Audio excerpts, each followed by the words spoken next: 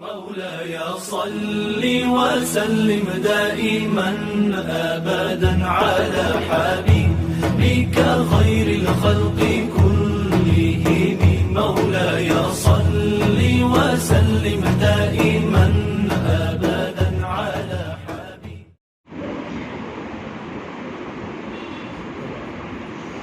மட்டும் இடையில பார்த்துக்கலாம் அந்த நம்பர் ப்ரோக்ராம் மட்டும் பார்த்துக்கலாம். نحمدullah العظيم نصلي ونسلم على الرسول الكريم أما بعد فقد قال الله سبحانه وتعالى في كلامه القديم والفرقان الحميد أعوذ بالله من الشيطان الرجيم بسم الله الرحمن الرحيم فما آتاني الله خير مما آتاكم صدق الله العظيم وقال رسول الله صلى الله عليه وسلم أدبوا أولادكم فأحسنوا تأديبهم صدق رسول الله ஸல்லல்லாஹு அலைஹி வஸல்லம்.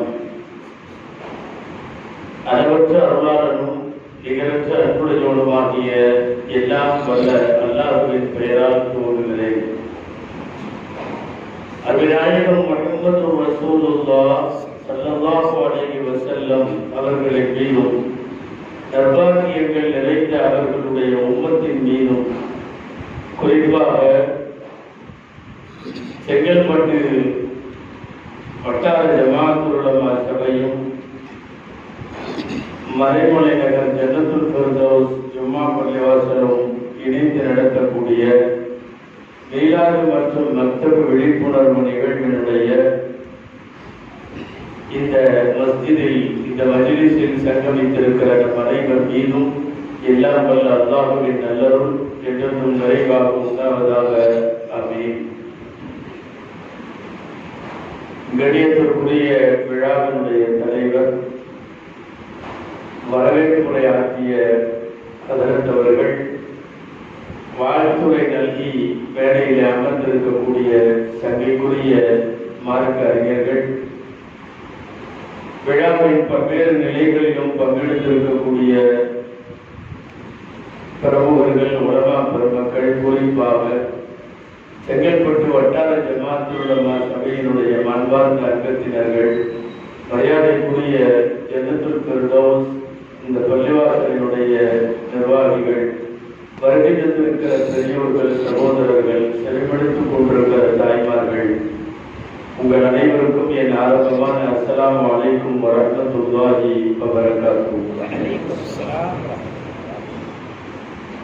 செங்கல்பட்டு வட்டார ஜமாஅத்துல் உலமா சபையின் சார்பாக பரவலாக இந்த வட்டாரத்தினுடைய பகுதிகளில் எல்லாம் மக்தப விழிப்புணர்வை குறித்து, மதரசாக்களினுடைய மேம்பாடு குறித்து, மார்க்க கல்வியின் மகிமையை குறித்து செய்திகளை கொண்டு போய் சேர்ப்பதற்காக நடத்தப்படுகிற கூட்டங்களின் வரிசையில் இன்றைய தினம் மறைமலை நகரிலும் மதரசாக்களை குறித்த அகமியங்களை, அதன் அவசியங்களை எடுத்து கூற வேண்டும் என்ற ஒரு தலைப்பை கொடுத்து என்னை அமர வைத்திருக்கிறார்கள். எல்லாம் வல்ல அல்லாஹ் பயன் தரும் விஷயங்களை பேசவும், நாம் கேட்கவும், தொடர்ந்து அது குறித்து சிந்திக்கவும், வரும் நாட்களிலே செயலாற்றவும் அல்லாஹ் அருள் புரிவானாக. ஆமீன். அல்லாஹ் ஜல்ல ஷானுஹு வ தஆலா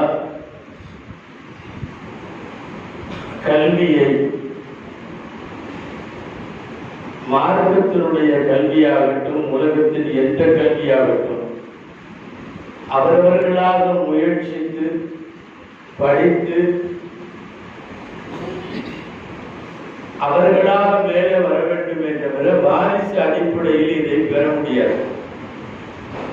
ஏதாவது உலகத்தினுடைய பதவிகள் தந்தைக்கு பின்னாலே மகனுக்கு போஸ்ட் வந்துடும். அவங்க அத்தா தலைவராக இருந்தாரு, மௌத்தா போனோம்னா மகனுக்கு பதவி வந்துடும். அவங்க அப்பா சேர்மனா இருந்தாரு, போன உடனே இவருக்கு அந்த போஸ்ட் வந்துடும். வாரிசு அடிப்படையில் நீங்கள் பதவிகள் வாங்கலாம். காசும் கூட வாரிசு அடிப்படையில வந்துடும். தாத்தா சொத்து, தகப்பனார் சொத்து அப்படி வந்து இவருக்கும் சொத்து, இவர் ஒன்றும் பெருசா உழைக்கலைன்னாலும் சில பேர் வந்து எழுதி வச்சுருவாங்க, அப்படியே இவர் போயிடுவார். எனவே வாரிசு அடிப்படையில் நீங்கள் பதவி வாங்கலாம், வாரிசு அடிப்படையில் நீங்கள் பணம் சேர்க்கலாம், வாரிசு அடிப்படையில் உலகத்தில் என்னென்னவோ நடக்கலாம். கல்வி மட்டும் வாரிசு அடிப்படையில எங்க அத்தா நல்லா படிச்சாரு அப்படின்ட்டு இவன் உட்காந்துக்க முடியாது. சொல்லுவாங்க இல்லையா, வாத்தியார் மகன் முட்டாளு அப்படின்னு பழைய காலத்துல சொல்லுவாங்க. அந்த மாதிரி அவங்க அத்தா வாத்தியாரா இருந்தா அது அவருக்கு தான்.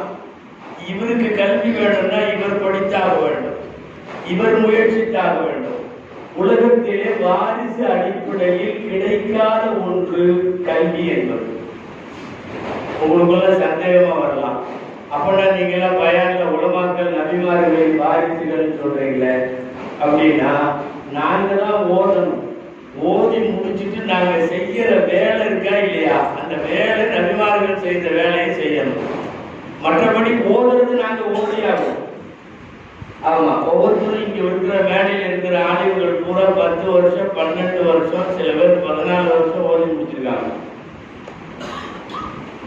7 வருடம் ஆலிம் ஓதுவார்கள், 3-4 வருடம் ஹாஃபிஸ் ஓதுவார்கள், சில பேர் அதற்கு மேலே போய் பார்த்து ஓதுவார்கள்.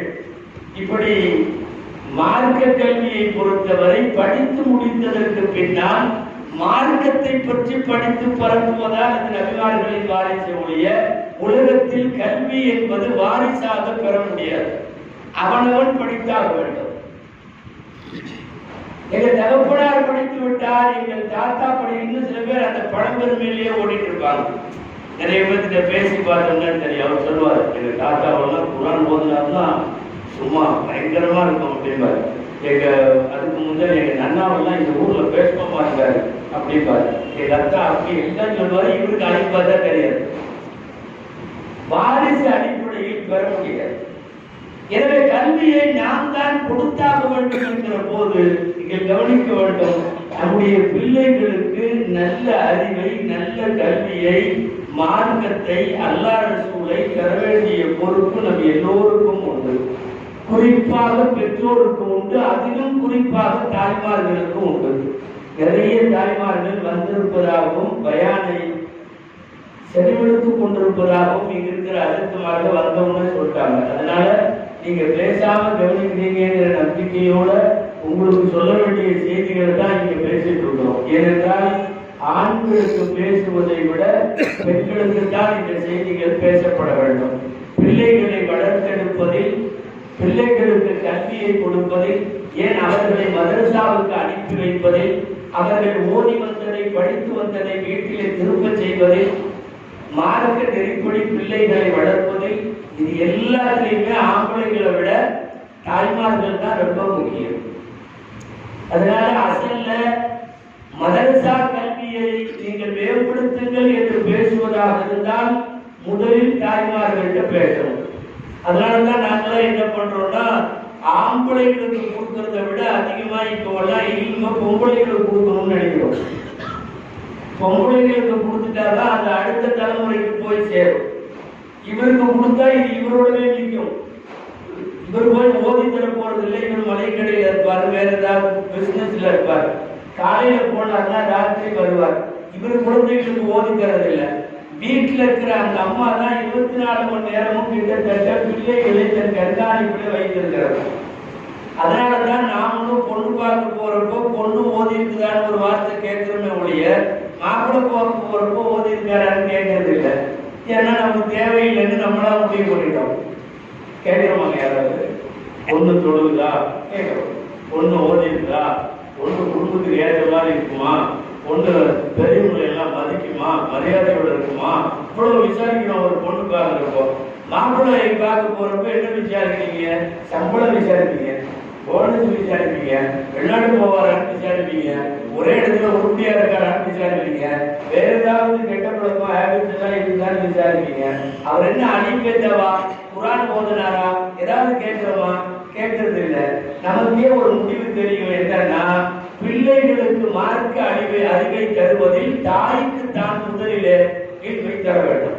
எனவே அந்த அடிப்படையில் சில விஷயங்களை தாய்மார்களோடு மதரசா கல்வியை பற்றி பேசுகிற போது அவர்களிடம்தான் அதிகம் பேச வேண்டியது இருக்கிறது. அல்லாஹ்வின் பேரருளால் இன்னைக்கு அவங்க சீரியல் பிக் பாஸ் எல்லாம் விட்டுட்டு வந்திருக்காங்க. அல்லாஹ் அவர்களுக்கு சிறந்த கூலியை கொடுப்பானாக. ஏன்னா அதை விட்டுட்டு வர முடியாது, பெரிய விஷயம். ஒரு அடிமைத்தனம் மாதிரி அடிக்காய் உட்கார்ந்துருக்காங்க. மௌத்தான வீட்டுக்கே மறுநாள் காலையில தான் போறாங்க. இப்ப இவ்வளவு மும்மரத்துல அவங்க இங்க தொடர்களை எல்லாம் விட்டு மதரசா கல்வி குறித்து மறைமுறை கருத்துக்களை பேசுகிறார்கள் அப்படின்னு உட்கார்ந்துருக்காங்களா இல்லையா? கையிலாக வந்துருக்காங்க.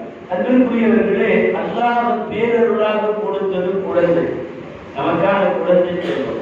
குர்ஆன்ல குழந்தை செல்வத்தை கொடுத்தாங்கிற வாக்கியத்துல வரல, அன்பளிப்பாய் நல்கினான் அப்படிங்கிற வார்த்தை தான் வருது. அரபியில யஹ்புல் மையஷா, யஹ்பு என்றால் இவா, இவா என்றால் கிஃப்ட். இறைவன் வெகுமதியாய் அருட்குடையாய் நிஅமத்தாய் அல்லாஹ் வழங்கினான் என்று அர்த்தம். இறைவனுடைய மாபெரும் அருட்குடை குழந்தைகள். என்ன ஒரே ஒரு வித்தியாசம், உலகத்திலே மனிதர்களுடைய குழந்தைகள் மாத்திரம்தான் வளர்க்கப்பட வேண்டிய கட்டாயம் இருக்கிறது. விலங்கினங்களுடைய குழந்தைகள் எல்லாம் வளர்க்க வேண்டியதில்லை. ஆடு மாடு குட்டி போட்டால் தானா வளர்ந்துடும், நாய் குட்டி போடும் தானா வளர்ந்துடும், பூனை குட்டி போடும் தானா வளர்ந்துடும். பறவைகள் பூச்சிகள் எதையும் அவங்க அம்மா அத்தா வச்சு வளர்க்க வேண்டிய அவசியமே இல்லை. அது ஒண்ணுமே இல்லாம போட்டுட்டு போயிட்டா போதும், இது தானாக வளர்ந்து விடும். ஆனா நாம பிள்ளைய பெற்றுட்டு தானா வளர்ந்துட்டு போக முடியாது. நீங்க விட்டு போட்டு போயிட்டீங்கன்னா அடுத்த சில மணி நேரங்கள்ல மௌத்தாயிடும். இப்ப என்னன்னா, வளர்க்க வேண்டிய கட்டாய பொறுப்பில் மனித குலம் இருக்கிறது. நாம மட்டும்தான் வளர்க்கிறோம், இது யாரும் வளர்க்கறது இல்லை. ஊட்டி விட்டு கழுவி விட்டு அவனுடைய எல்லா இரவுகள் 24 மணி நேரம் அதை பார்த்து குழந்தை மிட்நைட்ல 2 மணிக்கு கத்தணும்னு அவங்க அம்மா எந்திரிச்சு உட்காரணும். எங்கேயாவது ஒரு பூனையோ நாயோ நடுராத்திரி கத்தணும்னு அவங்க அம்மா தூக்கி பார்த்துருந்தீங்களா? அப்படியெல்லாம் இல்லை. பெத்து போட்டாச்சு, நீ எப்படியோ கேடு கட்டு போய்க்கிறோம். அது என்னமோ தெரியல, கேடு கட்டுலாம் போறது இல்லை, நல்லா தான் வருது. பயங்கரமா வளர்த்து ஆளாக்கிற நம்ம தான் கேடு கட்டு போயிடும் சமயங்கள்ல.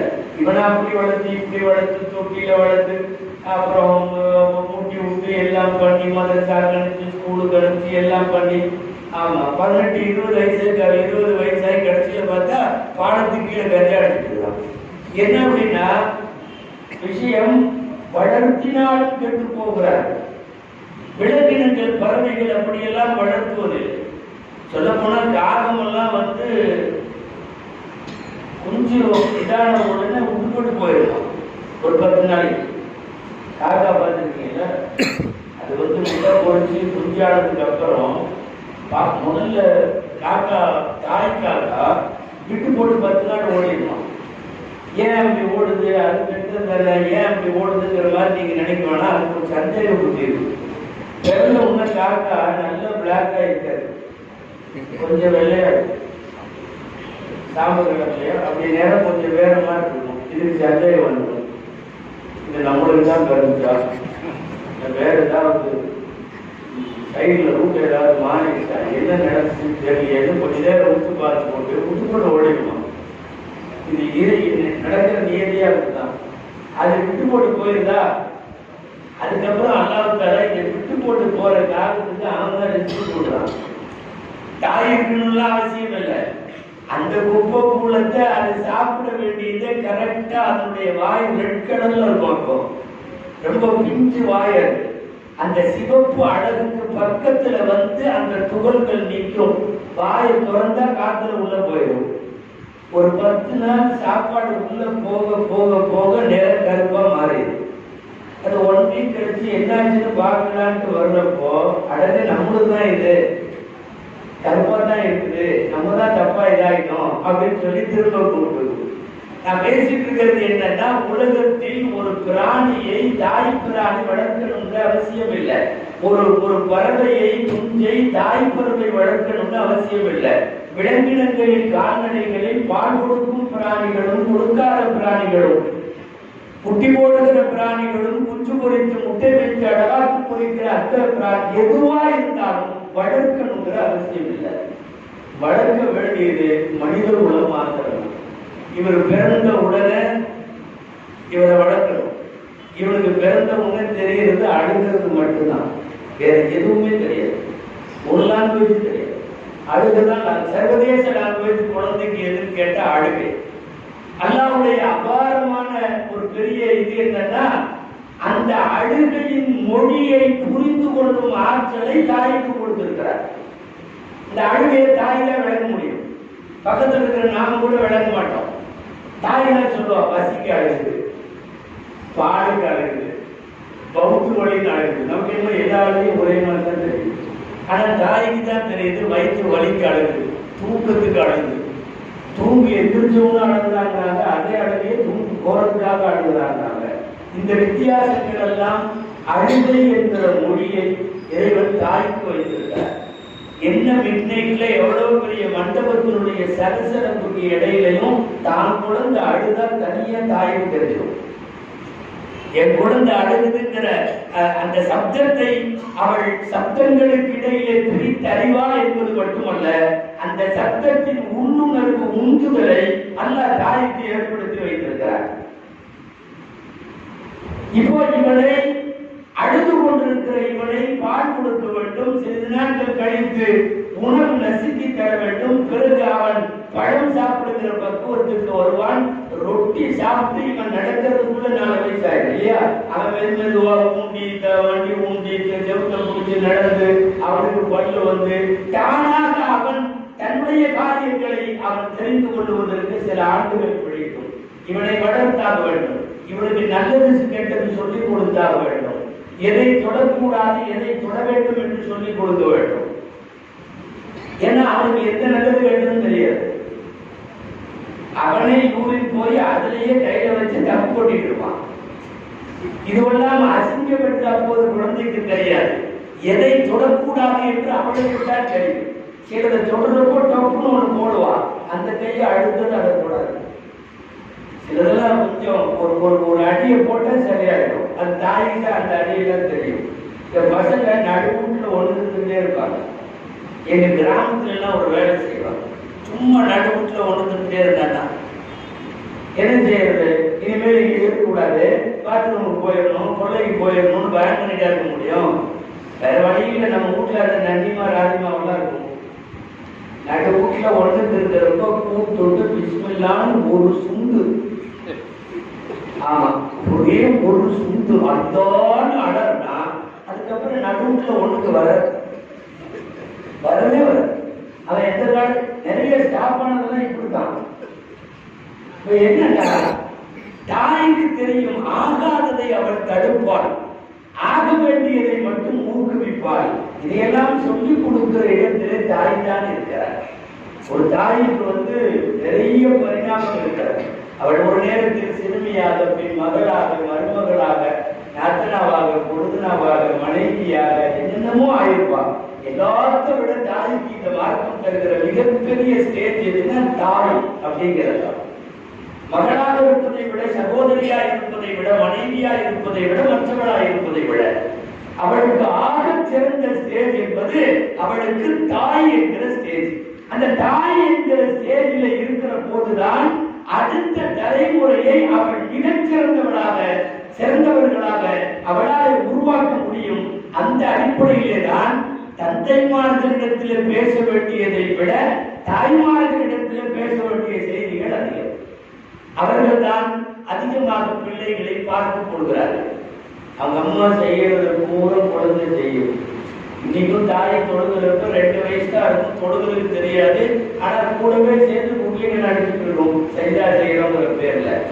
நாளைக்கு அந்த பெண்ணினுடைய இபாதத்திற்கு இன்றைய அந்த தாயினுடைய தொழுகை தான் பயிற்சி. அந்த தொழுகை அதுதான் பயிற்சி.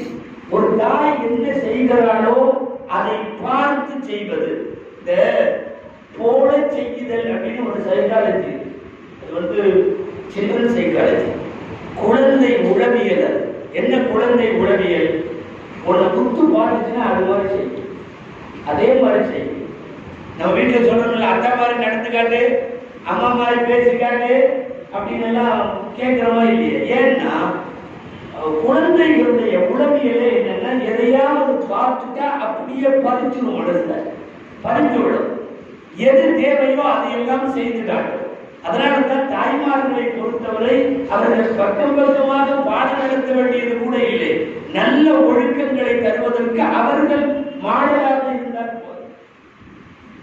ஒன்றும் இல்லை, ஒரு பொது செய்வது எப்படி, நம்ம குழந்தைகளுக்கு மற்ற அலைச்சாட்டில் தண்ணீர் எடுக்க வேண்டும், இந்த நோக்கில் உட்கார வேண்டும், கையை 3 தடவை கரண்டையோடு கழுவ வேண்டும், வாய்ப்பு குளிக்க வேண்டும், நாசிக்கு தண்ணீர் எடுக்க வேண்டும், அப்புறம் அப்படி முகம் கழுவ வேண்டும், ஒரு காலிலிருந்து இன்னொரு கால் வரை, ஒரு சோனையிலிருந்து இன்னொரு சோனை வரை, எச்சிரோமத்திலிருந்து தாவாக்கோட்டை வரை என்னென்னமோ சொல்லி கழுவப்படுத்தினது. ஒண்ணுமே இல்லை. அவங்க அம்மா ஒரு ஜக்கிர தூக்கி உட்கார்ந்து ஒன்றும் செய்யணும், இந்த புள்ள பக்கத்தில் நீக்கிட்டோம், அவங்க அம்மா மாதிரியே உதவி செய்யும். நீங்க பக்கமா பாடம் நடத்த வேண்டியதில்லை, புத்தகமா சொல்லித்தர வேண்டியதில்லை. அவர்களின் தாய் உதவி செய்தால் அதை பார்த்து கொண்டே இருக்கிற குழந்தை தானாக அதை போன்றே உதவி செய்யும். ஒரு தாய் செய்யறதையெல்லாம் செய்யும். மணிக்கணக்கில் நீங்க சீரியல் பார்த்தா அதே மாதிரி அதை பார்க்கும். நீங்க ரசிச்சு ருசிச்சு பிக் பாஸ் பார்த்தா அதே மாதிரி அது பார்க்கும்.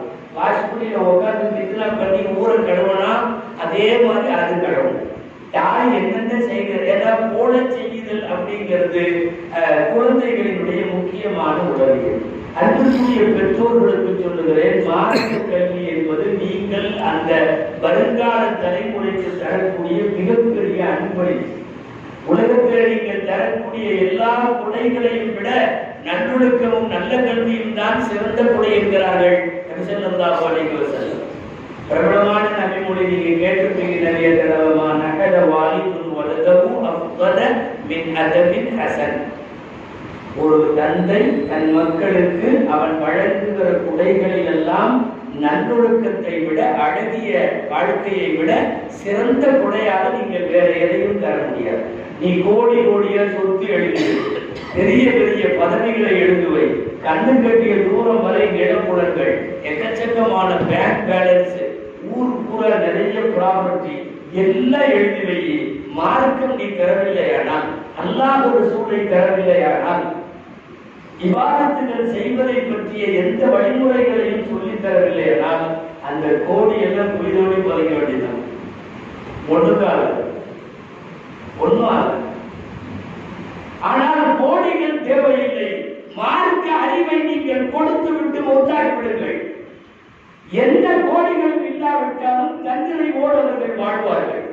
நான் ஒரு செய்தி சொல்லணும். இங்கே இஸ்லாமிய அரசர்கள் 2 பெரிய அரசர்கள் கடந்த காலங்கள்ல, நான் சொல்றது 1000 வருஷத்துக்கு முன்னால, மர்வான் ஒரு அரசர் இருந்தார். மர்வான் கொஞ்சம் அப்படி இப்படி இருந்தார்னு வைக்கிறார், நல்லதும் பண்ணிருக்காரு, அதிகமா வேலையும் பண்ணிருக்காரு மர்வான். இன்னொரு அரசர் உமர் இப்னு அப்துல் அசீஸ் ரலியல்லாஹு அன்ஹு, சும்மா 40-42 வயசு தான் வாழ்ந்தார். உலகத்தில் மிகப்பெரிய இறைநேசர், அரசராகவும் இருந்திருக்கார். ஆட்சி பொறுப்பில் இருக்கக்கூடியவர்கள் அல்லாஹ் ரசூலுக்கு பயந்து இப்படி வாழலாம் என்பதற்கான role model Umar ibn Abdul Azeez. 2 பேருக்குமே நிறைய மக்கள். மர்வான் மக்களை பூரா கோடீஸ்வரனா விட்டு போயிட்டார். எல்லாம் தக்க காசுகளிலே புரளுகிறார்கள். அவ்வளவு பேரும் அவங்க அப்பாவுடைய இடத்தில கொஞ்சம் முன்ன பின்ன இருந்த மாதிரியே மக்களுடைய இடத்திலையும் முன்ன பின்ன சரியில்லை. உமர் இப்னு அப்துல் அசீஸ் ஜனாதிபதியாக இருந்தும் கூட தன்னுடைய பிள்ளைகளுக்கு கோடிகள் விடல. 11 மக்களை விட்டுட்டு போறாங்க. ஆளுக்கு ஒரு திருகம் கூட தேரல. சும்மா எட்டனா கூட ₹1 கூட தேரலைங்கிற மாதிரி அளவுக்கு விட்டுட்டு போனார். அவர்கள் மபாத் ஆகிற போது உமர் இப்னு அப்துல் அசீஸ் ரலியல்லாஹு அன்ஹு அவங்கள்ட்ட சொன்னாங்க, இத்தனை மக்களை பெற்று இவ்வளவு பெரிய நாட்டுக்கு ஜனாதிபதியாக இருந்து ஒரு பரந்த இடப்பரப்பின் பேரரசராக இருந்தும் கூட இப்படி ஏழையா விட்டுட்டு போறீங்களே அவங்கள அப்படின்னு கேட்டப்ப சொன்னாரு, என் மக்களுக்கு நான் தேவையான இன்மை கொடுத்திருக்கிறேன், குர்ஆன் ஹதீஸை கொடுத்திருக்கேன், அல்லாஹ் ரசூலை கொடுத்திருக்கேன், அவங்க எந்த காலத்திலையும் வீண் போக மாட்டாங்க அப்படின்னு சொல்லிட்டு போயிட்டார். மர்வானும் மக்களை விட்டு போயிருக்கிறார், கோடிகளை விட்டு போயிருக்கிறார். அதற்கு உமர் இப்னு அப்துல் அசீஸ் அவர்கள் அல்லாஹ் ரசூலை கொடுத்து விட்டு போனார்கள். காசு பணங்களை கொட்டி வைத்துவிட்டு போகவில்லை. இந்த நிலையில் காலம் கடக்கிறது. வரலாற்றாசிரியர்கள் எழுதுகிறார்கள், உமர் இப்னு அப்துல் அசீஸ் ஒத்த பைசா மக்களுக்கு விட்டுட்டு போகாத அவர்களுடைய மக்கள் எல்லாம் வருங்காலத்தில் பெரிய பெரிய ஸ்டேட்ல கவர்னர்களாக அமர்ந்திருந்தார்கள், மிகப்பெரிய அளவில் இருந்தார்கள். மர்வானுடைய மக்களை பசராவினுடைய ஜாமியா மஸ்ஜித் வாசலிலே பிச்சை எடுக்கக்கூடியவர்களாக நான் பார்த்தேன். நிறைய வரலாற்று எழுதுகிறார்கள்.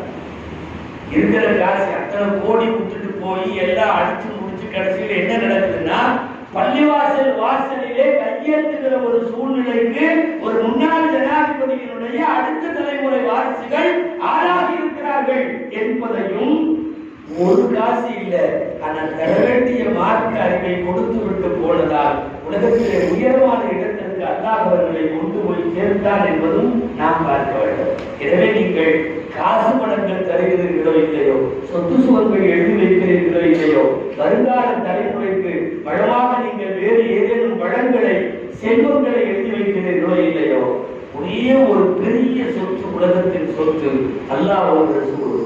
அந்த ஞானத்தை கொடுங்கள், அல்லாஹ் ரசூலை கொடுங்கள். அந்த குழந்தைக்கு கல்வியிலே இவ்வளவு ஆர்வம் ஊட்ட வேண்டும், மௌத்தாகிற வரை அவன் மார்க்கத்தை தெரிந்து கொண்டே இருக்க வேண்டும். கல்விக்கு கரையெல்லாம் இல்லை. இருக்கிறவங்கள 10 வருஷம் ஓதிட்டாங்க, முடிக்கலாம் முடியாது. மௌத்தா போற வரையும் படிச்சுட்டு தான் இருக்கணும், ஓடிட்டு தான் இருக்கணும், புதுசாவே கிடையாது. தெரிந்து கொண்டே இருக்க வேண்டும், அதை தந்து கொண்டே இருக்க வேண்டும். உலகத்துல கேள்விப்பட்டிருப்பீங்க அடிக்கடி, இன்னமும் கொடு, இன்னமும் கொடு, இன்னமும் வேணும், இன்னமும் வேணும்னு எதை கேட்டாலும் அது ஒரு கெட்ட பழக்கம், அது நல்லதில்லை. ஆனா கல்வியை மாத்திரம் அல்ல இன்னமும் கொடுன்னு கேட்க சொல்றாங்க. எவ்வளவு வேணாலும் கேட்கலாமா, பேராசையா இருக்கலாமா. லாயஷ்பரும் இன்குள்ள உலமான்னு வருது. உலமாக்களோட வயதே ரொம்ப தான். நீங்க சாப்பாடு நிறுத்திக்கோனா எவ்வளவு வச்சாலும் சாப்பாடு கூட தெரியுதுங்க. அறிவுத்தாகம் எடுக்கிற அறிஞர்களுக்கு எப்போதும் குர்ஆன்லயோ ஹதீஸ்லயோ வயிறு ரொம்பவே இருப்பார். அவர்களுடைய மனம் நிறைவாகவே ஆகும். படித்துக் கொண்டே இருப்பார்கள், பார்த்து கொண்டே இருப்பார்கள், பேசிக்கொண்டே இருப்பார்கள். இவர்களுக்கும் இல்முக்குமான தொடர்பு வஃபாத் வரைக்கும். அதனால எனக்கு இன்னும் வேணும்னு உலகத்திலேயே கேட்கிறது தப்பில்லை, அது கெட்ட பழக்கம் இல்லை அப்படிங்கிறது இல்முல மட்டும்தான். காசு கிடையா வேணும்னு கேட்டா அவன் பேராசை பிடித்தவன், பதவி இன்னும் மேல போகணும்னு நினைச்சா பேராசை பிடித்தவன், உலகத்திலே எதை கேட்டாலும் பேராசை பிடித்தவன். கல்வியை மாத்திரம் நீங்க என்ன செய்யணும்னா இன்னும் வேணும் வேணும் வேணும்னு கேட்டுக்கொண்டே இருக்க வேண்டுமா. அதனால் தான் தொட்டில இருந்து கல்வி என்பது கபரிஸ்தான் வரை மார்க்க கல்வியை மக்களுக்கு கொடுக்கணும். இன்னொன்று ஏன் அப்படி கொடுக்கணும்னு பேசுறோம். முதல் விஷயம், இன்னைக்கு உள்ள காலம் எவ்வளவு மோசம்னு உங்களுக்கு தெரியும். காலம் எவ்வளவு மோசம்னு தெரியும். கொஞ்ச நாளைக்கு முன்னாடி இருந்த மாதிரி காலம் இல்லை. ஓரளவு நல்லவங்கலாம் இருந்தாங்க, நல்ல காரியம் எல்லாம் நடந்துட்டு இருந்துச்சு. ஒவ்வொரு காலமும் போக போக மோசமா தான் இருக்கு. ஹஜ்ரத் அப்துல்லாஹ் இப்னு மஸ்ஊத் ரலியல்லாஹு தஆலா அன்ஹு, நீங்க என்னை பாருங்க, கேமராவெல்லாம் பார்க்க வேணாம், என்னை பாருங்க. அப்போ இப்னு மஸ்ஊத் ரலியல்லாஹு தஆலா அன்ஹு சொல்றாங்க, சமஅத்து பின் நபியிக்கும் அஸ்ஸாதிகி வல் மஸ்தூக், நான் உங்களுடைய நபியிடமிருந்து கேட்ட ஒரு செய்தியை சொல்லுகிறேன். லாயத்தி அலைக்கும் ஸமானுன் பஅதி இல்லல்லதி பஅதஹு அஷர்ரு மின்ஹு, இனிமேல் உங்களுக்கு எந்த காலம் வந்தாலும் அந்த காலம் முந்தைய காலத்தை விட கெட்டதாகவே இருக்கும். இது நல்ல கவனிக்கணும். எந்த காலம் இனிமேல் வந்தாலும் முந்தைய காலத்தை விட இந்த காலம் கெட்டது. நம்மை விட போன தலைமுறை ஒரு 100 வருஷத்துக்கு 50 வருஷத்துக்கு முன்னாடி அது நல்ல காலம், நாம் மோசமான காலம். அவங்களுக்கு 50 வருஷத்துக்கு முன்னாடி அது நல்ல காலம், போன காலம் பலவீனமான காலம். நம்மளுக்கு பெருமைப்படுற ஒரு செய்தி என்ன தெரியுமா, நம்மளுக்கு பின்னாடி வர்றவங்க நம்மளை விட மோசமா இருக்க போறாங்க. நம்ம எப்பவுமே அதுதானே பார்ப்போம். நான் கூட பரவாயில்ல, இடையில போறேன், அவன் வெள்ளிக்கிழமை மட்டும்தான் வர்றான், அப்படிதானே நம்ம பார்க்கிறோம். நமக்கு பின்னால வரக்கூடிய காலம் நம்மை விட மோசமாக இருக்கும். ஆனா பெரிய மைனஸ் என்ன தெரியுமா, முன்னாடி உள்ள காலத்தை விட நாம மோசமா இருக்கோம். அவர் ரசூல் ஸல்லல்லாஹு அலைஹி வஸல்லம் வாக்கியம் இது, காலம் செல்ல செல்ல உலகத்திலே மோசமும் நாசமும் அதிகமாகிக் கொண்டே போகுமே தவிர அது குறையாது. அப்ப நாம் வாழ்கிற காலம் முந்தைய காலங்களை கவனிக்கிற போது தீமைகள் அதிகரித்திருக்கிற காலம். விபச்சாரம் இன்னைக்கு இருக்கிற மாதிரி ஒரு 10, 50, 100 வருஷத்துக்கு முன்னாடி இல்லை. வட்டி இன்னைக்கு பரவலா இருக்கிற மாதிரி ஒரு 50, 100 வருஷத்துக்கு முன்னாடி இல்லை. பெண்களினுடைய நடமாட்டங்களும் அவர்களினுடைய பெண்ணியம் என்கிற பெயரில் அவர்களுடைய சுற்றல்களும் இதுவெல்லாம் ஒரு 50, 100 வருஷத்துக்கு முன்னாடி இல்லை. வசதியும் வாய்ப்பும் அதிகமாக இருக்கிறது. ஆன்மீக ரீதியாக நாம் தோற்று போயிருக்கிறோம். ஆன்மீக ரீதியாக தோற்று போயிருக்கிறோம். காலம் மோசமான காலமா? இன்னமும் மோசமாகுமா? இன்னமும் மோசமாகுமா? அபூ உமாமா அல்-பாஹிலி ரலியல்லாஹு அன்ஹு ஒரு நபித்தோழர், அவங்க அறிவிக்கிறாங்க, ஒரு காலம் வரும், போக போக கியாமத்து நெருங்க நெருங்க எந்த அளவுக்கு காலம் வரும், நடுரோட்டில் விபச்சாரம் நடக்கும்.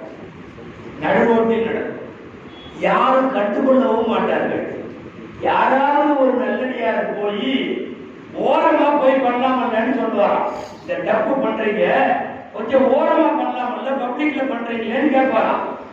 அபூ உமாமா ரலியல்லாஹு அன்ஹு சொல்றாங்க, ஸல்லல்லாஹு அலைஹி வஸல்லம் அறிவிக்கிறாங்க, அந்த அவரும் செய்யாதீங்கன்னு சொல்லல, விபச்சாரம் பண்ணாதீங்கன்னு சொல்லல. என்ன சொல்றாரு? கொஞ்சம் அவுட் சைட்ல ஓரமா போயிருங்கன்னு சொல்றாருல்ல. அன்றைய காலத்தில் என் உம்மத்தில் அவர் அபூபக்கரை போல என்று சொல்லுகிறார்கள். அன்னைக்கு அவர்தான் அபூபக்கர் மாதிரியா? அவர் காலம் எவ்வளவு மோசமா இருக்கும்.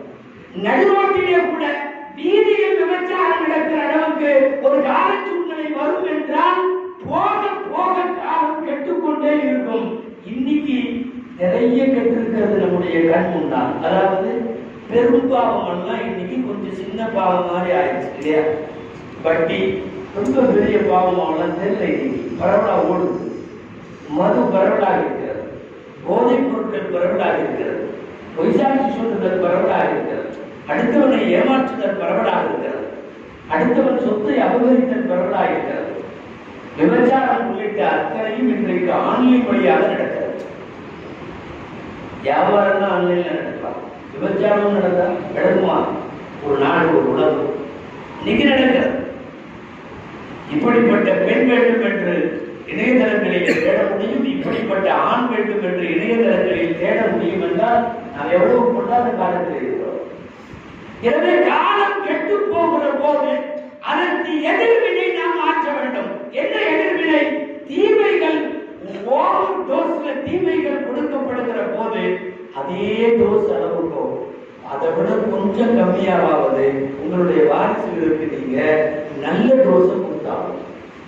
நீங்க அறவே மதரசாவும் இல்லை, ஒண்ணும் இல்லை, என் பையன் காலேஜுக்கு போறான், ஸ்கூலுக்கு போறான், அவ்வளவுதான் அப்படின்னா அவன் பள்ளிவாசல் பக்கம் வருபவன் அல்ல, அவன் மதரசா வாசல் மிதிப்பவன் அல்ல, அவனுக்கு மார்க்கம் தெரியாதுன்னு சொன்னா தீமை மட்டுமே ஓவர் டோஸாக அவன் மண்டையில ஏறிட்டு இருக்கு. வருங்காலத்தில் அவன் உங்களுக்கு கிடைக்க மாட்டான்.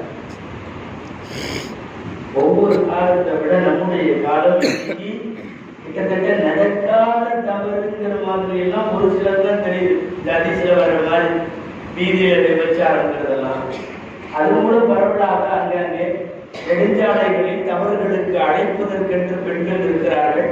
அதை போவதற்கென்று ஆண்கள் தயாராகிறார்கள்.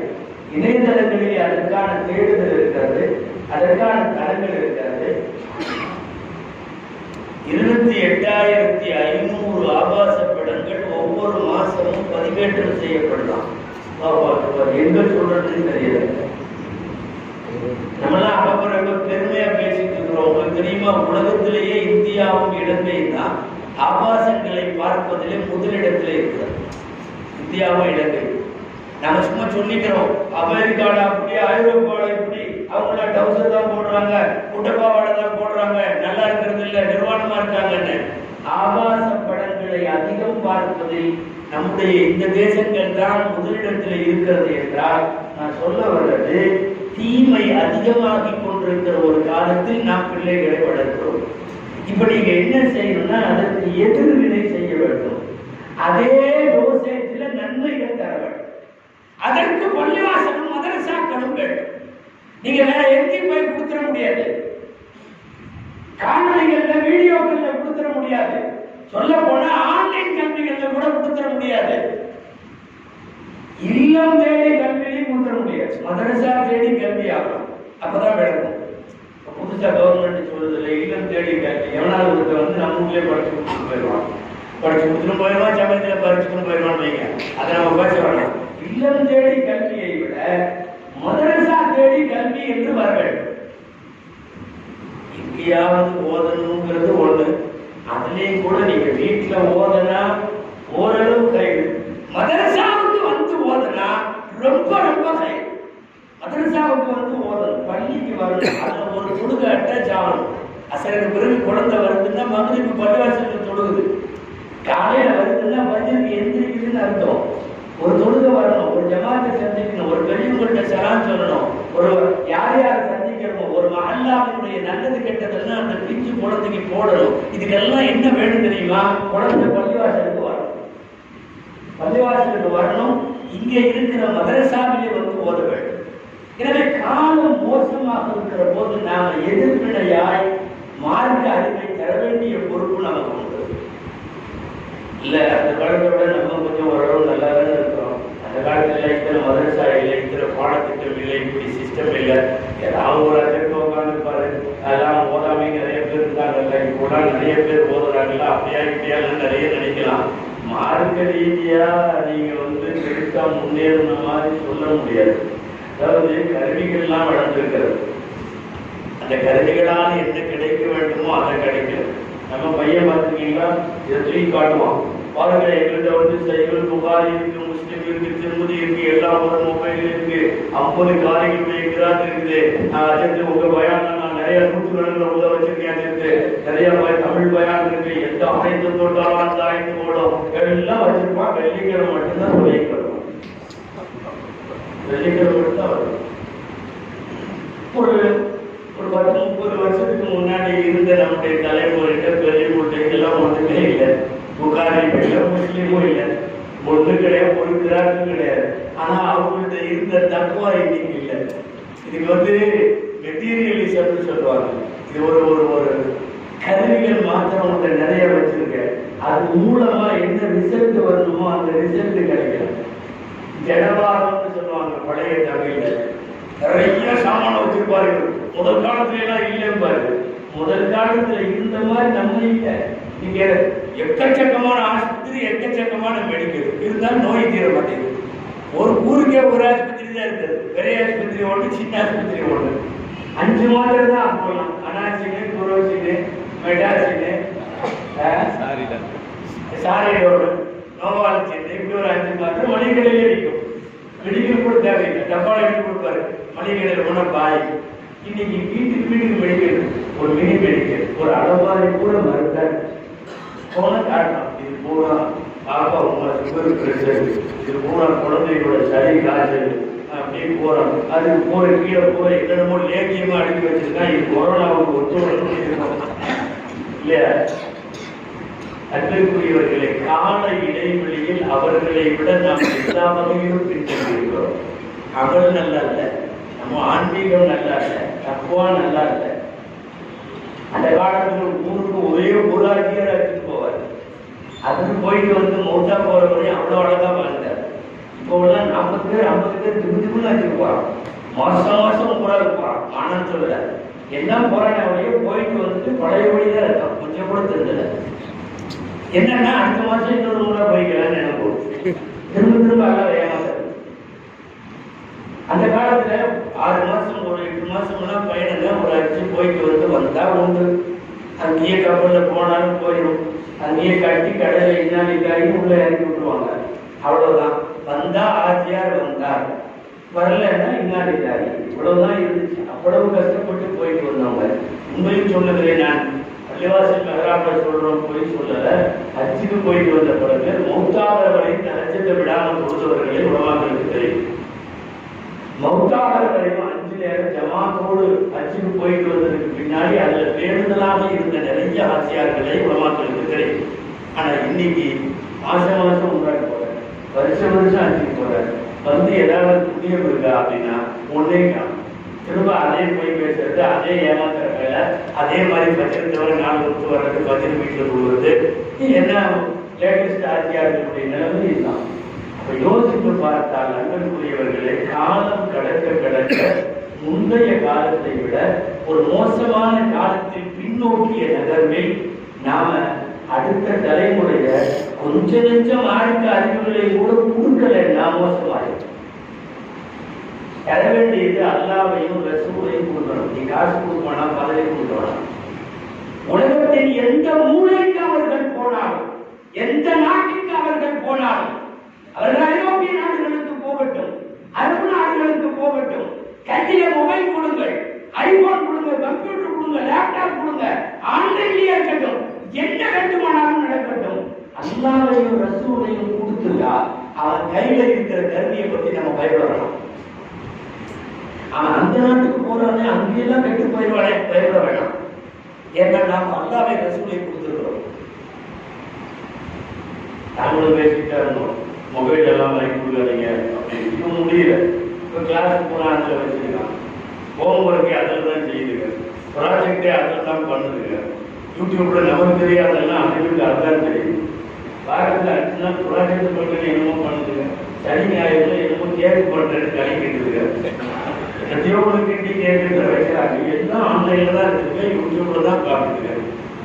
சமையல் பழக்க வேண்டிய அவசியமெல்லாம் இல்லை, போடுறான் எல்லாம் யூடியூப் சமையல் தான். சாப்பிட்றவங்க ஒரு மாதிரி சொல்றதுக்கு போயிட வேண்டியது. ஆன்லைனை விட்டு இன்னைக்கு இருக்கிற தலைமுறையை திரிக்க முடியல. நான் உனக்கு மொபைல் வாங்கி தர மாட்டேன், உனக்கு கம்ப்யூட்டர் கிடையாது சொல்ல முடியல. நாங்கள் என்ன சொல்றோம், நீ கருவி போடு, என்ன ஆன்லைன்லயே இருக்கட்டும், எந்த நாட்டுக்கு வேணாலும் போகட்டும், என்ன கருவி கையில இருந்தாலும், எந்த நாட்டுக்கு என் பிள்ளை போனாலும் என்னுடைய அல்லாஹ்வையும் ரசூலையும் கையிலே கொடுத்திருப்பதா என் பிள்ளை கெட்டு போகாது என்கிற அளவுக்கு தேவையான ஒரு ஆன்மீக டோசேஜை அல்லாஹ் ரசூலை பற்றிய எதிர்வினையை நாம கொடுத்துடணும். கொடுத்துட்டு நீங்க கொண்டு போய் முழுக்க முழுக்க நிர்வாணமாய் சுற்றுகிற நாடுகளிலே கூட நம் பிள்ளைகளை விடலாம், பிள்ளைகள் கெட்டு போகாது. நீங்க எத்தனையோ பேர் இருக்காங்க, அதாவது உரிச்ச கோழி மாதிரி கண்டபடி ட்ரெஸ் போட்டு சுத்துற அதே நிர்வாணத்தை பேசுகிற நாடுகள்ல முழுக்க நோஸ்கீஸ் வரையும் போட்டுட்டு தப்புவா கொண்டு வாழுகிற பெண்கள் இருக்காங்க. பிரான்ஸ்ல எல்லாம் வந்து ஃபைன் கட்டிட்டு புர்கா போட்டுட்டு இருக்காங்க. ஸ்பெயின்ல நிறைய இடங்கள்ல இன்னைக்கு இருக்காரு. ஸ்வீடன்ல, பிரான்ஸ்ல என்னது ஃபைன் கட்டிட்டு புர்கா பப்ளிக்ல நோஸ்கீஸ் எல்லாம் போட்டு போகலாம். அப்படி போனா பெனால்டி. நாங்க ஃபைனை கட்டுவோம், ஆனா புர்காவை கட்ட மாட்டோம். எனவே எந்த நாட்டுக்கு என் பிள்ளை போனாலும் அவள் கெட்டு போக மாட்டாள். காரணம், அவளுக்கு அல்லாஹ்வை பற்றிய ரசூலை பற்றிய ஞானத்தை நாங்கள் தருகிறோம் முடிவுக்கு வரும். எப்படியாவது அதுக்கு ரொம்ப முக்கியம் மக்தப மதரசாக்கள், ரொம்ப முக்கியம். இன்னைக்கு வந்து வீட்டிலையும் இருக்க முடியல, ஸ்கூல்லையும் இருக்க முடியல, வெளியிலையாவது திருந்துவான்னா அதுவும் முடியும். எல்லாமே சூழ்நிலைகள் அத்தனை கேட்டு போயிருக்கு. வீட்டில் திருந்துற மாதிரிலாம் தெரியல. முதல்ல தான் திருந்தினாங்க. காரணம் என்னன்னா, மதுரை தொழுதுட்டு நம்ம அம்மா மாதிரிலாம் உட்காந்து குரான் ஓதுவாங்க, திக்ர் பண்ணுவாங்க. அதெல்லாம் இப்போ 6 மணிக்கு மேலே அதுக்கு வேற ஒரு உலகத்தில் இருக்கு. அந்த பிக் பாஸ் என்னமோ அதெல்லாம் மதுரை தான் போடலாம். மதுரை பின்னாடி முக்கியமான பரத்தான் நேற்று தான் போடுவாங்க. அதெல்லாம் வரிசையா போடுறதுனா இந்த அம்மாமாருக்கு அங்கே உட்காந்துருக்கு. அதெல்லாம் பார்க்காதீங்க, ரொம்ப கன்றாவியான செய்தி. தாய்மார்கள் சொல்றேன், நல்லா இருப்பீங்க, தயவு செய்து அதையெல்லாம் பார்க்காதீங்க. அதாவது நம்ம பிள்ளைகளை வந்து தற்கொலை கொலை செய்யறதுக்கு சமமான தொடர்கள் அதெல்லாம். அதை நடத்துறவங்க வேற எண்ணத்துல தான் நடத்துறாங்க. பிக்பாஸ் எல்லாம் சாதாரணமாக நடக்கல. நான் நிறைய இடங்கள்ல சொல்லிட்டு வரேன். அது ஒரு அஜெண்டா, அது ஒரு வந்து கலாச்சார மாற்றத்தை கொண்டு வர்றதுக்கான ஒரு தொடர். பிக்பாஸ்ங்கிறது என்னமோ தமிழ்நாட்டில் மட்டும் சும்மா ஏதோ பொழுதுபோகுதுன்னு நினைக்காதீங்க. எல்லா நாட்டிலையும் வச்சிருக்கான், எல்லா ஸ்டேட்லையும் வச்சிருக்கான். உலகத்தில் அத்தனை நாட்டிலையும் பிக்பாஸ் இருக்கு. நடத்துறவனுடைய மூல சக்திகள் வந்து ஒரே ஒரு சக்தி தான். அங்கிருந்தா எல்லாம் பிரிஞ்சு உலகம் முழுக்க பிக்பாஸ் நடத்தப்பட வேண்டும்ங்கிறது பிளான். நீங்க இப்படி ஒரு புருஷன் கொண்டாடி புள்ள குட்டி நல்லா வாழ்ந்துட்டு இருக்கிற இந்த கலாச்சாரத்தை மாற்றி லிவிங் டுகெதர் மாதிரி கெட் டுகெதர் மாதிரி நினைச்சவன் கூட எப்போ சேர்ந்து வாழ்ந்துக்கலாம் இப்படிங்கிற ஒரு தியரி, இந்த மாதிரி ஒரு கான்செப்டை வந்து உலகத்துல கொண்டு போய் இதை வந்து பரவலாக்கி இதை சாதாரணமாக்கணும் அப்படிங்கிறது தான் கான்செப்ட். அதுல எவ்வளோ வருவா எவ்வளோ போவா, அரக்கான் கல்ச்சர் போட்டுப்பா, ரொம்ப மோசமான ட்ரெஸ் போட்டிருப்பான், அண்ணி ஆணோட இங்க சாஞ்சி உட்காந்துருப்பான், அவன் இவ மேல சாஞ்சி உட்காந்துருப்பான், அசிங்கமெல்லாம் தெரிகிற மாதிரி நடந்துக்குவாங்க. ஒரு 10-15-20 வயசுக்குள்ள அதில் சிகரெட் குடிப்பா, பக்கத்து வீட்டு பெட்ரூமை எட்டி பார்ப்பாங்க, இதில் என்ன நடக்குதுன்னு பார்ப்பாங்க, சுற்றி முற்றி கேமராவுக்கு மத்தியில் ஒருத்தர் வாழ்ற மாதிரி. இது எல்லாமே பிளான். இது எதுவும் தற்செயலாக இல்லை, சினிமா படம் இல்லாமல் ஜஸ்ட் ஃபார் என்டர்டைன்மெண்ட்னு சொல்லி பொழுதுபோக்குக்காக. பிக் பாஸ் பொழுதுபோக்கு அம்சம் அல்ல, அது திட்டமிட்டு திணிக்கப்படுகிற ஒரு கலாச்சார மாற்றம். எல்லாம் இப்படி வா, யார் கூட வேணாலும் சேர்ந்து வாழு அப்படிங்கிறது. நான் பள்ளிவாசலா இருக்கிறதுனால விரிவா பேசல, அது நடக்கணும்னு எல்லாம் அப்படிதான் வாழ்ந்துட்டு இருக்காங்க. எவனும் சரியான கொண்டாடியோட வாழ்றவன் அல்ல. நல்லா தெரிஞ்சுக்கணும். நீங்க இந்த லிவிங் டுகெதர் கெட் டுகெதர் தான் வாழ்வான்ட்டு எவன் கூட வேணாலும் வாழ்வோம். 6 மாசம் ஒருத்தி, அதுக்கப்புறம் 6 மாசம் வேற ஒருத்தி. இந்த மாதிரி கலாச்சாரத்தை இது ஒரு பெரிய தப்பெல்லாம் இல்லை. இந்த கான்செப்ட் இன்னைக்கு வந்து இது ஒரு சாதாரணமாகணும்.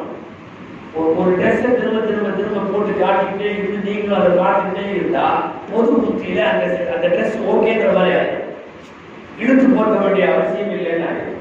இதை நம்ம பொம்பளைங்க உட்காந்து பூரா அங்கே பார்த்துக்கிட்டு இன்னைக்கு இவங்க வந்தாங்க, இவங்க வெளியே போனாங்க, யாரும் வெளியெல்லாம் போறாங்களா, கேமரா ரூம்குள்ள பிக் பாஸ்ல எல்லாமே அதுல உள்ள இருந்து வெளியே போறாங்க. அது உட்காந்து அவன் போயிட்டா தெரியுமா, இவன் போயிட்டு உன் புருஷன் வெளியே போயிட்டான் பின்னாடி தைரியம் உட்காந்து அவன் போயிட்டான் தெரியுமா, இவன் போயிட்டான் தெரியுமா, இப்படி ஆராய்ச்சி தெரியுமா, அப்படி ஆராய்ச்சி தெரியுமா. ஆக நான் என்ன சொல்ல வர்றேன்னா, வீடாவது விளங்குற மாதிரி இருக்கணும், வீடு விளங்க மாட்டேங்குது. இந்த மாதிரி சமாச்சாரங்கள் நகரத்தை தர வேண்டியவங்க சரியா தரதில்லை. சரி, ஸ்கூலுக்காவது அனுப்பிட்டு பார்க்கலாம்னா அன்றைக்கு என்னென்னமோ பண்ணி தொலைக்கிறாங்க. இந்த வாரம் ஒரு கூட தற்கொலை பண்ணிருக்கு கோயம்புத்தூர்ல செல்வையார் ஸ்கூல்னு ஒரு ஸ்கூல்ல பாவம். அதில் எவ்வளோ ஒரு பிசிசி டீச்சர் ஸ்பெஷல் கிளாஸ் வான்னு சொல்லி கூப்பிட்டு போய் அவன் எல்லா வேலையும் பண்ணி அவன் கடைசியில வந்து ஒரு 4 வரியில லெட்டர் எழுதி எவனெல்லாம் காரணமோ எல்லாத்தையும் எவனையும் சும்மா விட்டுறாதீங்க, யாரையும் சும்மா விடக்கூடாது அப்படின்னு ஒரு தலைப்புல எழுதி வச்சுட்டு போயிருக்காரு. நான் இன்னைக்கு மத்தியானம் சும்மா விட அந்த தலைப்புல தான் பேசிட்டு வர்றேன்.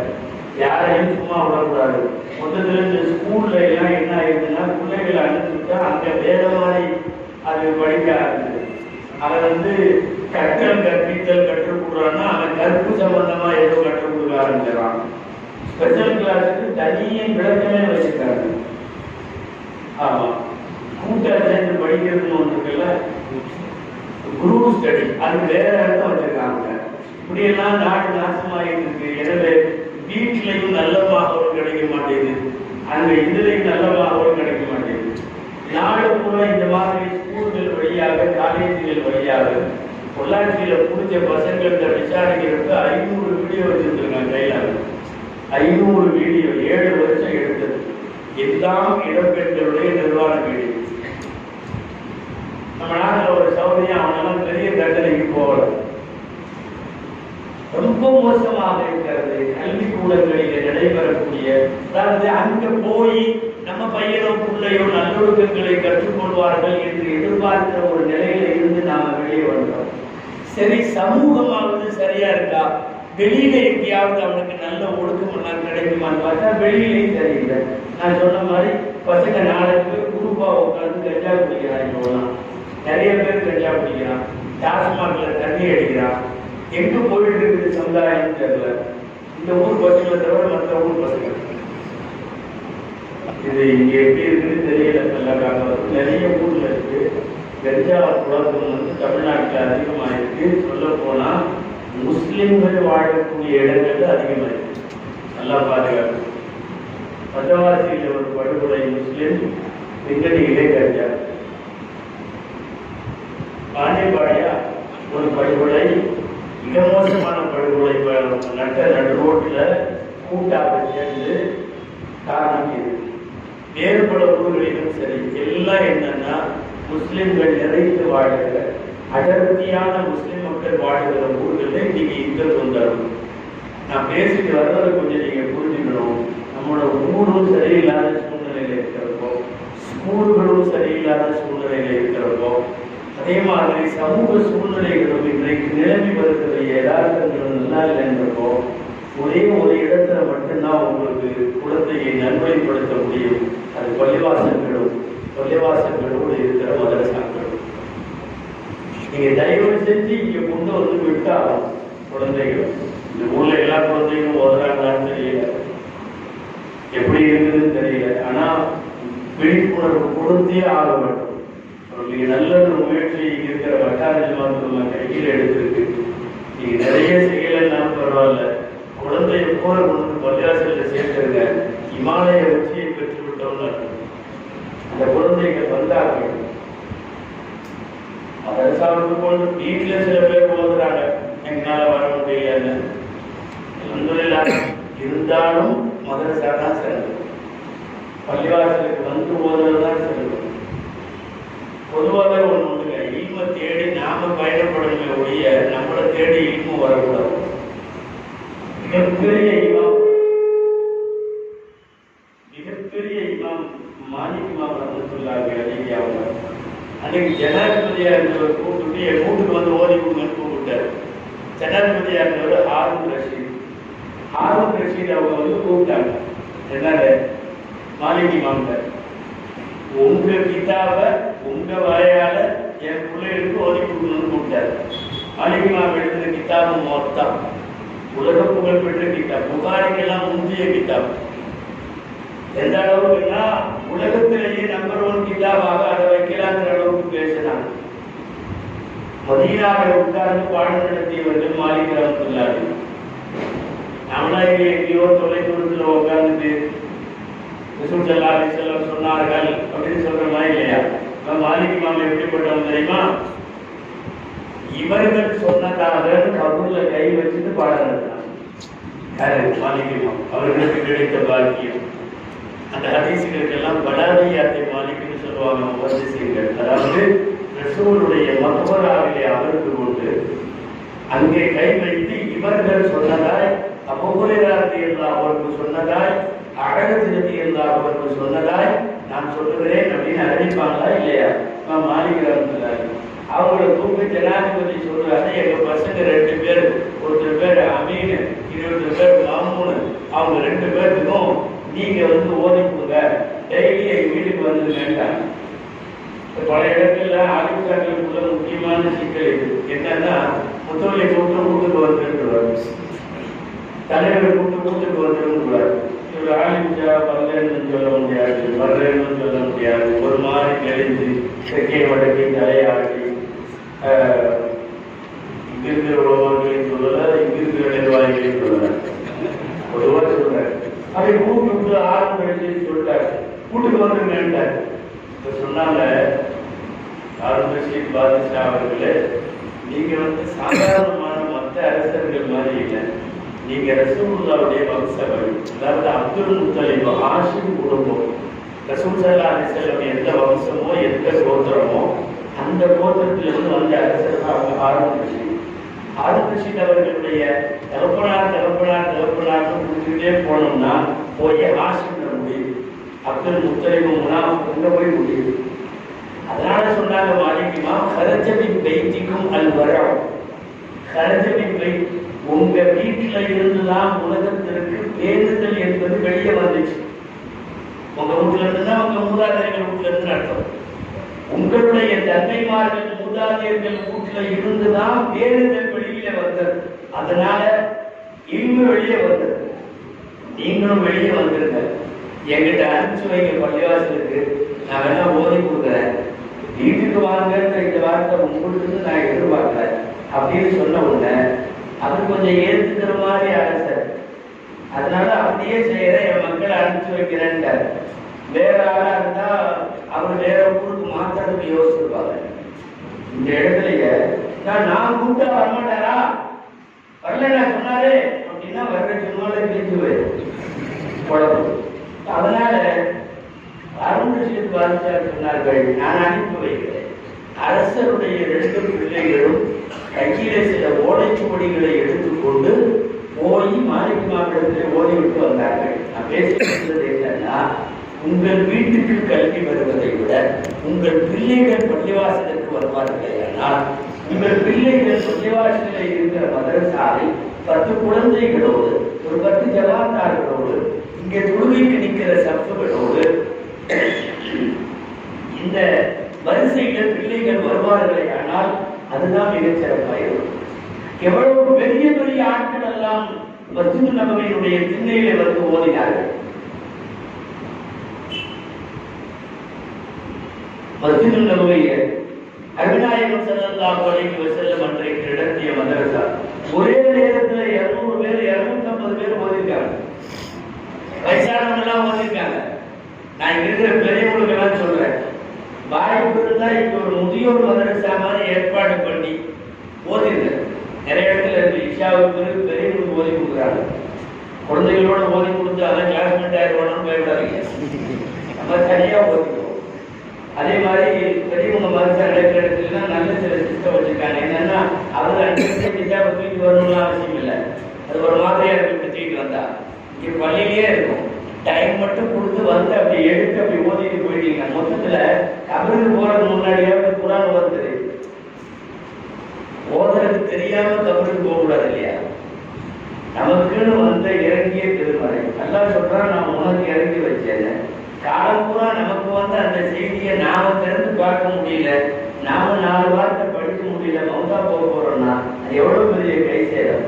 அதனால இருக்கிற காலத்துல 19 இல்லையோ மௌத்தா போறதுக்குள்ள எனக்கு குரான் போத தெரியும் அப்படிங்கிற ஒரு டார்கெட் நீங்க போயிருக்கு. முதியோர் கல்வி இருக்கா இல்லையா? நிறைய குழந்தைகளை போலவே பெண்களுக்கு இருப்பது போலவே முதியோர்களுக்கான கல்வி நடக்கிறது. ஓதலாமே பள்ளிவாசலிலே வந்து ஓதுகிற அந்த சுபா மதரசா நான் சொல்லிட்டு இருந்தது. என்ன மதரசா? அது திண்ணை மதரசா. திண்ணை தோழர்கள் அந்த காலத்துல இருந்தாங்க. மஸ்ஜிதுல் நபவியில வெளியில இருக்க சைட்ல இப்ப இன்னைக்கு சொல்ல போனா கரெக்டா ரசூலுல்லாஹ்வுடைய ரவுதாவுக்கு பின்னாடி அந்த பகுதியில ஒரு தாழ்வாரம், ஒரு திண்ணை மாதிரி இருக்கும். அங்கதான் இவங்க எல்லாம் ஓதுறவங்க எல்லாம் உட்கார்ந்து இருப்பாங்க. அவங்களுக்கு திண்ணை தோழர்கள்னு பேர். ஓதிட்டே இருப்பாங்க. இன்னைக்கு சில திண்ணை தோழர்கள் இருக்காங்க. அதுல பள்ளிவாசல் திண்ணையில நேரம் போகாம, ஆமா சப்ஜெக்டே கிடைக்காம ஊரை கலந்து மதுரைக்கு இஷாவுடைய ஆண்டவனை கூட்டு போனா சண்டை வரும். அதனால பள்ளியிலேயே உட்காந்துருவோம். எல்லா பள்ளியிலையும் வசதியா திண்ணை கட்டி விட்டுருப்பான். வெளியில ஜம்முன்னு உட்காந்து வேண்டிய ஆளு சில பேர் சாயா ஆரம்பிச்சா ஒவ்வொரு நாளும் ஒவ்வொரு சப்ஜெக்ட். அவன் அதுக்கு வேற ஆணி வேற அவனை கிழிச்சு தொங்க விட்டு. இதுல சிக்கல் என்னன்னா யாரும் கிடைக்கலன்னா அஞ்சது தான். யாரும் கிடைக்கலன்னு வைக்கிறேன். அது அப்பதான் அந்த பக்கம் கூட்டுல போயிருப்பாரு. வரப்ப சைக்கிள்ல வந்த இப்ப ஆக்டிவா ஸ்கூல்ல போறாரு. ஒரு எதிர போனா அவரு ஸ்கூல்ல போறப்போ உனக்கு பேசில போறப்போ என்ன சம்மந்தம் இருக்கு? எதையாவது வச்சு கழுவி ஆக இந்த திண்ணை தோழர்கள் நான் சொல்றது ஸல்லல்லாஹு அலைஹி வஸல்லம் காலத்தில் திண்ணை தோழர்கள் இருந்தார்கள். அந்த திண்ணை தோழர்கள் ஏறத்தாழ குர்ஆனுடைய அல்ஹம்து சூராவிலே இருந்து ஓதி பழகினார்கள். பெரிய பெரிய ஆட்கள். நான் சொல்லுவது திண்ணை தோழர் அபூ ஹுரைரா ரலியல்லாஹு அன்ஹு, திண்ணை தோழர் உபாதத்து சாமித் ரலியல்லாஹு அன்ஹு, திண்ணை தோழர் சஅத் இப்னு உபாதா, பெரிய பெரிய ஆட்கள். இன்னைக்கு அவர்களெல்லாம் கரை கண்ட ஹதீசுகளினுடைய முன்னோடிகள். இந்த உலகத்திற்கு நபிமொழிகளை அன்பளிப்பா இந்த உலகத்திற்கு வழங்கிய பெருமக்கள். அவங்க எல்லாம் ஓதுனது அந்த திண்ணை மதரசா. அதனால பள்ளிவாசலில் இருக்கிற மதரசாக்கள் மேம்படுத்தப்பட வேண்டும். அந்த ஓதுனதுக்காக வேண்டி நிறைய கஷ்டங்களையும் சேர்த்து அனுப்பித்தார்கள். ஏராளமான கஷ்டங்கள். அபூ ஹுரைரா ரலியல்லாஹு அன்ஹு சொல்றாங்க, சமயத்துல எங்களுக்கு சாப்பிடுறது கூட இருக்காது. நம்மள மாதிரி 1 மணி நேரம் மதரசா இல்லை, முழு நேரம் மதரசா. சாப்பிடுறதுக்கு ஒண்ணுமே இருக்காது. பல நாள் பட்டினியா கிடப்போம். தொழுதுட்டு இருக்கிறப்போ தொப்புன்னு உளுந்துருவேன். பசியில 2-3 நாள் தொடர்ந்து சாப்பிடலன்னா தொப்புன்னு உளுந்துருவேன். கை காலெல்லாம் ஒரு மாதிரியா இருக்கும். நிறைய பேர் வலிப்பு நினைச்சு என்னை கழுத்துல மிதிப்பாங்க. அந்த காலத்துல பைத்தியமா இருந்தாலும் கழுத்துல மிதிப்பாங்க, வலிப்பா இருந்தாலும் கழுத்துல மிதிப்பாங்க. நம்ம ஊர்ல சாவி இருப்பெல்லாம் கொடுக்குற மாதிரி இங்க காலை வச்சு மிதிச்சு கொஞ்ச நேரம் அழுத்திட்டா ஆட்டை நின்றும். அந்த ஆட்டை நிக்கிறதுக்காக வேண்டி கழுத்துல வச்சு அழுத்துவாங்க. அப்போ ஒரு நேரம் சொல்றாங்க, வல்லாஹி மாமி இல்லைன்னு சோடும், அல்லா மேல சத்தியமா எனக்கு பசியை தவிர அன்னைக்கு வேற ஒண்ணும் இல்லை, எனக்கு வலிப்பெல்லாம் இல்லை, பசி மட்டும்தான் இருக்கு. அப்ப பல நாட்கள் சாப்பிடாமல் மஸ்ஜிதுன் நபவியினுடைய திண்ணையிலேயே இருந்து பாடங்களை படித்த பெருமக்கள் தான் அபூஹுரைரா போன்றவர்கள். இன்னைக்கு அவங்க வழியாக சுமார் 5000க்கும் மேற்பட்ட ஹதீஸ்கள் நமக்கு கிடைத்திருக்கிறது. 5000க்கும் மேற்பட்ட ஹதீஸ்கள். எனவே யோசித்து பார்த்தால் கடுமையான கஷ்டப்பட்டிருக்கிறாங்க, சாப்பாடு இல்லாம. ஒரு நகைச்சுவை செய்தி ஞாபகத்துக்கு வருது. அன்றைக்கு நடந்ததுதான். ரொம்ப பசியோடு இருக்கிறாங்க. அவங்க உமர்லான்னு எல்லாருமே வந்தாங்க. எல்லாரும் பசிக்கிறது, சாப்பிடுறது ஒன்றும் இல்லை. இந்த இப்பதான் இருக்காரு அபூஹுரைரா இருந்தார். அப்படி எப்பவுமே ஸ்ட்ரைட் ஃபார்வர்டா இருப்பார். சொன்ன வேலையை கரெக்டா செஞ்சுவார். அதுல எக்ஸ்ட்ரா ஏதாவது அனுசரிச்சு எல்லாம் செய்ய மாட்டார். எல்லாரும் சொன்னாங்க, உஸ்மான் ரலியல்லாஹு அந்த வீட்டுக்கு போங்க, ஏதாவது இருக்கும், இவங்கெல்லாம் சாப்பிடுங்க, கொஞ்சம் வாங்கிக்குவாங்க. போனார். அபூஹுரைரா தான் லெஃப்ட் ரைட்ல போய் நின்றாரு. அந்த உஸ்மான் தானே இல்லை. இல்லைன்னா அந்த அப்படி கேட்டு இப்படி கேட்டு சாப்பிட்டு அப்படி திரும்ப சொன்னாரு. நான் வச்சு உஸ்மான் அடி வைத்தி, உஸ்மான் வீட்டுல இல்லை, எல்லா நேரத்தில் ஒன்றும் சொல்ல, நான் உமரத்தில் நான் போய் போட்டு வரும். ஏன்னா எதிர்பார்த்து இருந்தாங்க இப்படி கையில ஒரு இதோட வருவாரு, காஞ்ச ரொட்டியாவது கடைசிக்கு கிடைக்க மாட்டார் அப்படின்னு பார்த்தா உஸ்மான் வீட்டுல இல்லைன்னு ஒண்ணு இவருக்கு ஒரு மாதிரி ஆயிடுச்சு. உஸ்மான் இருந்தாங்க. அப்புறம் எல்லாரும் சுபைர் அவாமுடைய வீட்டுக்கு போவோம், அங்கே ஏதாவது இருக்கும் கொடுப்பாங்க, வாங்கிப்போம்.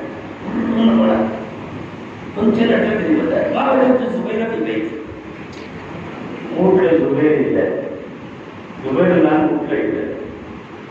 2-3 தடவை ஆயிடுச்சா உமருடைய அப்படின்னு பார்த்தாங்க. அவன் கொண்டு வருவாரு பார்த்தா சும்மா அவர் உமருல்லான்னு சொன்னாங்க, நீங்க உட்காரு, இனி நாங்க போய் கேட்டு நம்ம தளத்தை இல்லை சேர்ப்பா, நீங்க கடலுக்கு போனாலும் தண்ணி கடலுக்கு போன போயிட்டு இல்லைன்னு வர்றீங்க, இங்கே உட்காருங்க அப்படின்னு சொல்லி நான் சொல்ல வர்றது. இவங்கெல்லாம் பெரிய பெரிய சாப்பாடு ஒரு நேரத்தில் இவர்கள் ஒரு நேர சாப்பாட்டிற்கு வழி இல்லாமலும் அந்த மஸ்ஜிதுன் நபவியினுடைய திண்ணையில ஓடி இருக்கிறார்கள். மார்க்க கல்வியை படிப்பதற்காக வேண்டி இவர்கள் பட்ட சிரமங்கள் அவைகள் எல்லாம். அந்த சிரமங்களை தாண்டித்தான் எல்லாம் வல்ல அல்லாஹ் தஆலா இவர்களுக்கு மார்க்க அறிவுகளை எல்லாம் தந்திருக்கிறார். எனவே இன்னைக்கு அந்த இதெல்லாம் உங்களுக்கு இல்லை. உங்களுக்கு ஓதி கொடுக்குற உஸ்தாது ஃப்ரீ, ஓதி கொடுக்குற உஸ்தாது ஃப்ரீ, பள்ளிவாசல் ஃப்ரீ, இடம் free, desk free, smart class, அது இது புக்கு நோட்டு எல்லாம் கையில கொடுத்துருவாங்க. இலவசமா கொடுத்தாவே மரியாதை இருக்கிறது இல்லை. அதனால இப்ப சில பேர் பணமும் வாங்க ஆரம்பிச்சுட்டாங்க. 200 கூட 300 ரூபாய்க்கு தான் என்ன கேட்டா 1000 ரூபாய். ஆமா, எவ்வளவு தூரம் காசு கொடுக்குறாங்களோ அப்பதான் மரியாதை இருக்கு. அந்த காசு கொடுக்குற காலேஜ்ல அரை நேரம் கூட லீவ் போறது இல்லை. இலவச மதரசாவா இருக்கிறதுனால நினைச்சப்பதான் வரலாம், இலவசமாக தர முடியாது. இப்படிப்பட்ட சூழ்நிலைகள் கஷ்டங்களோடு அவர்கள் ஓதிய காலங்களை நினைக்கிறப்போ உங்களுக்கு அதெல்லாம் இல்லை. அந்த கஷ்டம் தான் நீங்க செய்ய வேண்டியது, தயவு செய்து பிள்ளைகளை மதரசாவுக்கு அனுப்பி வையுங்கள். உங்களுடைய பிள்ளைகள் உங்களுடைய நாளைக்கு பார்த்துக்கணுமா இல்லையா? போன வாரம் பூரா ஒரு செய்தி, ஒரு வீடியோ வைரல் ஆச்சு பார்த்தீங்கன்னா, கொற்ற மலையில வயசான 90 வயசு அம்மாவை தூக்கி வெளியே விட்டாங்க. இங்க ஒரு ஊர்ல, மயிலாடுதுறை மாவட்டத்துல, ஊர் பேர் வேணாம், அவங்க வெளியே விட்டாங்க. 90 வயசு கிழவி, எல்லாம் ஃபாரின்ல இருக்காங்க, பெரிய பெரிய வீடு, வீட்டுல உள்ள மருமகன் போன்ட்டாங்க. அந்த மாதிரி என்ன கர்ம கூட பண்ணுங்கன்னு சொல்லுது, ஊசியை போட்டு மௌத்தாக்கி இருக்காரு. நம்முடைய பிள்ளைகள் நமக்கான பிள்ளைகளாய் கண்மூடும் காலம் வரை மட்டுமல்ல கபருக்கு போனதற்கு பின்னாலும் துவா செய்கிற குழந்தைகளாய் நம்முடைய குழந்தைகள் வளர வேண்டுமானால் நீங்கள் குழந்தைகளை ஓத வைத்தே ஆக வேண்டும். தயவு செய்து மார்க்க கல்வியை தாருங்கள். அவர்கள் எந்த தலைமுறையை ஆன்மீகம் தருப்பிய தலைமுறையாய் உருவாக்கினார்களோ அந்த தலைமுறையின் வடிவிலேயே அல்லாஹ் நம்முடைய குழந்தைகளையும் மாற்றி அருள்வானாக. செழிப்பான மதரசாவினுடைய தீனுடைய எய்மை படித்து வருங்காலத்தில் அதன் பிரகாரம் எய்மை படிக்கக்கூடிய அமல் செய்யக்கூடிய மேன்மக்களாக அல்லாஹ் நம்முடைய குழந்தைகளை ஆக்கி அருள் புரிவானாக.